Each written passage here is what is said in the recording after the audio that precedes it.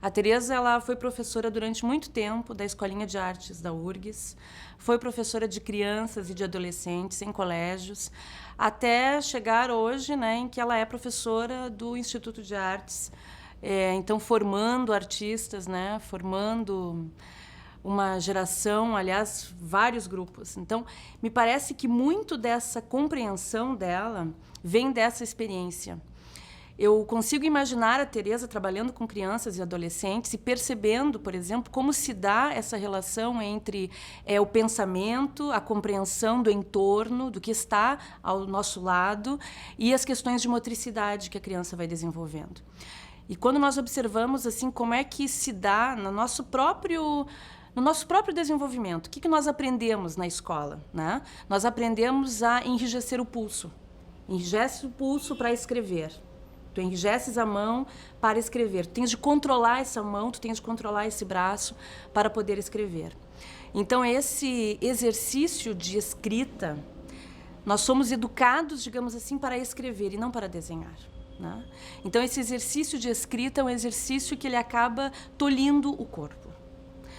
E interessantíssimo é ver como a Tereza, nos trabalhos mais recentes, o que ela utiliza? Caneta Bic, né? Quer dizer, então, um instrumento tão simples, usado justamente para a escrita. Então, ela faz essa subversão, uma vez que tu tens um instrumento para a escrita, tu tens um trabalho que, de certa forma, é um trabalho caligráfico, digamos assim, porque ele tem essa relação, mas, ao mesmo tempo, tem essa relação do corpo solto, né? E a Tereza, ela tem isso assim muito presente nas lições dela, né? Os alunos dela, os ex-alunos dela sempre comentam que uma das questões que a Tereza ensina e insiste em fazer com que isso se torne algo, digamos assim, muito claro para os alunos, é que o corpo é o instrumento do desenho. Não é um pulso, não é uma mão, né? O artista não desenha só com a mão, não desenha só com o pulso, com o braço, ele desenha com o corpo inteiro. Na realidade, o nosso desenho ocidental, ele está muito preso à nossa forma de escrever.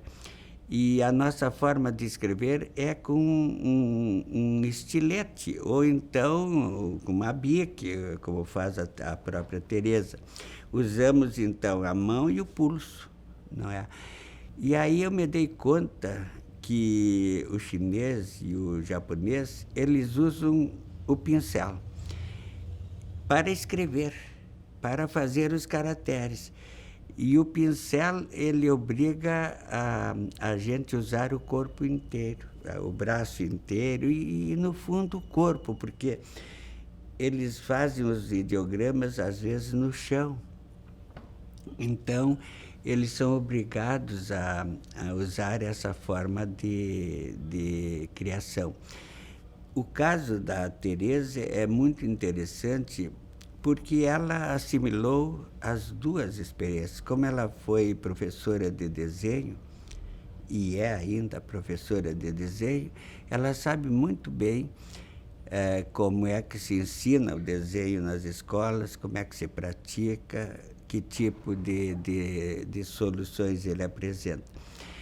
Mas por ela ter ficado amiga de uma professora e artista chinesa, ela aprendeu também a arte da caligrafia chinesa com essa moça. Então, a obra da Tereza se caracteriza por uma feliz conjunção, diria quase uma síntese, entre as duas experiências. Por isso que, por um lado, se tu observares bem um desenho da Tereza, ele está cheio de pequenos risquinhos, pequenos traços, às vezes de uma delicadeza espantosa, assim, né?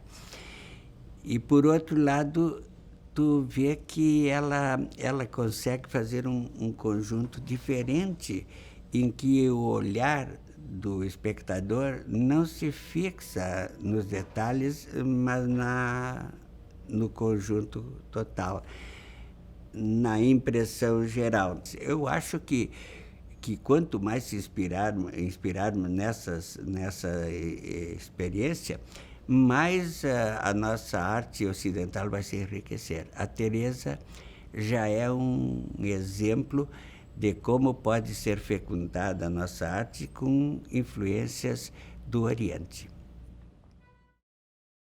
Eu acho que a Teresa tem um entendimento total do desenho, assim, enquanto o desenho dela não é formal, o desenho dela realmente é gestual, tanto que os alunos brincam, né, que a Teresa está sempre falando disso do gesto, que tem que soltar o braço e tal. E eu acho que a Teresa, ela faz pintura, ela pode fazer o que ela quiser, né, mas eu acho que o trabalho dela tem muito a ver com a representação gráfica, assim, com uma coisa de pensamento, de agilidade. E eu acho o trabalho dela, ela está sempre se colocando à prova também, né? No trabalho dela nunca é igual o trabalho dela. Então eu acho uma capacidade assim. Aprendi muito com a Teresa em termos de desenho, né? Eu acho que talvez as bases do meu trabalho assim estejam ali. E eu vejo isso na Teresa, né? Uma coisa de se completar no trabalho também, né? A vitalidade que ela tem, né, como pessoa, como amiga, ela coloca no trabalho dela, que tem muito movimento visual, né, falando assim, mais dos elementos que compõem o trabalho dela, né, a composição dela, eu acho que é muito, muito agitada e muito harmônica ao mesmo tempo, entende? É muito interessante como a questão da paisagem continua. Né?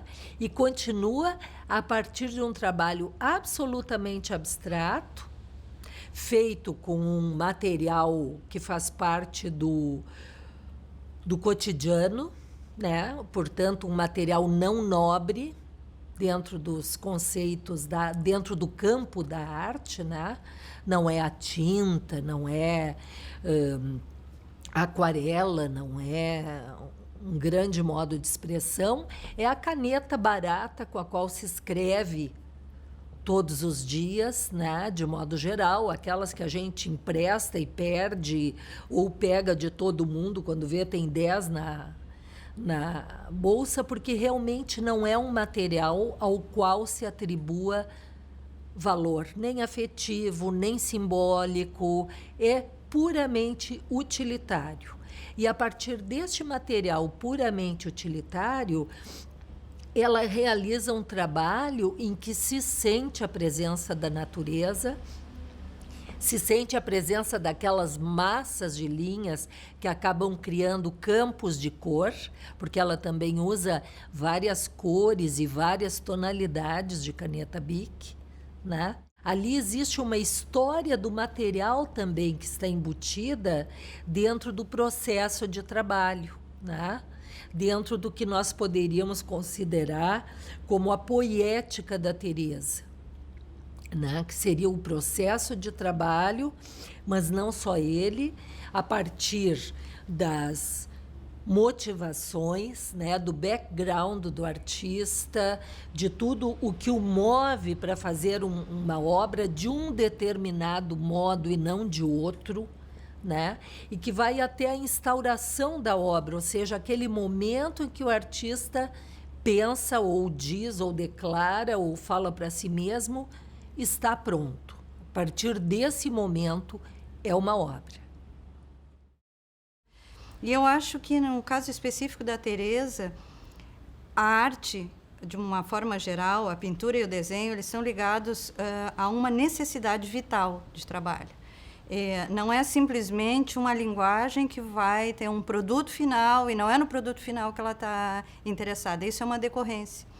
E eu acho que a linha, no caso da linha e do gesto, são coisas importantes para a Teresa por essa experiência corporal, que está super ligada a uma vivência mesmo, a um gesto muitas vezes compulsivo, obsessivo, quase como, se poderia dizer, quase como um ato de fé, né? Então, eu acho que é nesse sentido que parece que o desenho para a Teresa é mais vivencial, processual, né? Assim como é a própria vida, né? Essa coisa em andamento, né? E esse registro desse andamento, esse acúmulo de gestos, acúmulo de coisas, acúmulo de atos, né? Que parecem assim sempre princípios de fé, né? Em alguma coisa. Assim. Até uma das coisas que me chama muita atenção na Teresa é a dedicação que ela, né? que ela tem para aquilo que ela se propõe a fazer, né? Como professora, eu acho que acompanhando os alunos desde a sala de aula, né? Depois saindo do Instituto de Artes, indo acompanhar a montagem da exposição de cada aluno, né? Que é o momento, as primeiras exposições geralmente são, né, tensas, assim, né? Tu fica preocupado, e a Tereza sempre junto, acompanhando, sugerindo a montagem, né? Muito preocupada, assim, muito exigente, né? Com todos os detalhes, né? Então, é uma das coisas que me chama muita atenção, né? Como professor, como artista também, né? Uma dedicação e uma coerência, né? Com o trabalho que vai se construindo, né? Com o passar do tempo, né? Tiveram as paisagens, as janelas, as grades, os jardins, né? E é muito bacana ver essa transformação, né? E essa coerência e em cada momento surpreendendo, né? Eu acho que os desenhos com a caneta Bic foram uma das coisas que me surpreenderam muito, né? Geralmente estava acostumado a ver os desenhos dela com muito grafite, né? E daí ela pegar a caneta Bic e fazer aqueles emaranhados de linhas, né? Com uma harmonia, né? Ao mesmo tempo com força e delicadeza, né? E procurando outros meios, né? Assim como trabalho em vídeo, livro-objeto, né? Eu acho que essa inquietação na Tereza é muito bacana, assim, né? De ver que tem essa coerência, né? Mas que ela procura sempre algo novo, né? Não ficar acomodada naquele, né? Numa fórmula já bem sucedida, assim, né? Ela sempre procura algo mais, né? Eu acompanhei desde os primeiros trabalhos dela, porque ela fez direção de arte do meu primeiro filme temporal. Ela fez uns cenários, uma festa, umas bananeiras, umas coisas meio eróticas, assim. E bananeiras eróticas, digamos assim. E desde então eu vi o trabalho dela, como é que ela ia desenhando, e fui acompanhando, fui entendendo muito assim como é que ela ia evoluindo, assim. Não sei se chama de evolução, mas mudando, né? Depois ela teve uma experiência que foi muito rica de ir para a França. Ela foi morar num ateliê, que era o ateliê do Pissarro, né? E ela começou a desenhar jardins e aqueles jardins são incríveis, assim, tanto os a lápis, que ela fazia lápis, e como com caneta Bic, né? Uns enormes jardins, assim. E eles têm, para mim, aqueles jardins têm uma coisa mágica da arte, que é assim, eles são quase que abstratos. Tu olha para ele assim, parece uma riscalhada de caneta, né? Mas se tu presta atenção, tu vê que aquilo ali tem uma ordem, uma coisa orgânica. Aquilo ali é um jardim, realmente, né? Com muitos detalhes. Então, eu tenho em casa alguns jardins dela e eles parecem vivos. Assim, eu quase vejo eles crescerem, assim, né? Eu gosto cada vez mais dessa coisa da mão, do gesto, de enxergar alguém que desenhou, de perceber a obsessão que envolveu aquela relação daquela pessoa com aquele papel durante tanto tempo e com aquele jardim. Aquele processo todo está muito presente ali, está cristalizado, está eternizado naquela obra, né? Eu me aproximei da Tereza. Primeiro eu conheci o trabalho dela, assim, vi alguma coisa na internet, vi alguma coisa na casa de alguém e tal. E eu tinha 2 gravuras dela nas minhas paredes em casa. Tinha 2 gravuras, mas nunca tinha entrado muito assim no mundo dela, até encontrar os jardins dela e os trabalhos com caneta Bic, que é uma exposição que eu vi no Museu do Trabalho. Que o Museu do Trabalho é um outro lugar que eu frequento muito, as exposições, e enfim, sou muito amigo do pessoal lá. E eu me encantei com o trabalho dela, assim, foi uma paixonite, né? Eu tive na casa dela acho que 3 vezes só. Não foram muitas vezes. A gente se encontrou mesmo, conversou sobre arte, sobre esses planos até, né? Acho que foram uns 3 encontros. Agora a gente está planejando outros encontros em janeiro e tal, para desenvolver isso. E em relação ela me falou muito nesses encontros da rítmica do trabalho dela, da questão do ritmo, da música, do ritmo. Ela vê um tanto assim, né? E eu vejo que o que me atrai no trabalho dela e que tem relação com o que eu quero fazer com ela é como assim, ó, eu tenho a impressão às vezes que ela pinta, que é um incenso visual que ela faz, sabe? É uma música que, pelo menos, eu vi as coisas na casa dela e aquilo tudo é um grande incenso, é uma coisa que está muito integrado, né? E esse incenso, essa minha ideia do incenso visual chama para o incenso musical, de produzir uma música que preencha o ambiente, que não precise de uma atenção total à música enquanto ouvida, mas que também mas também que o ouvinte não se distancie completamente. É uma coisa que perfuma, né?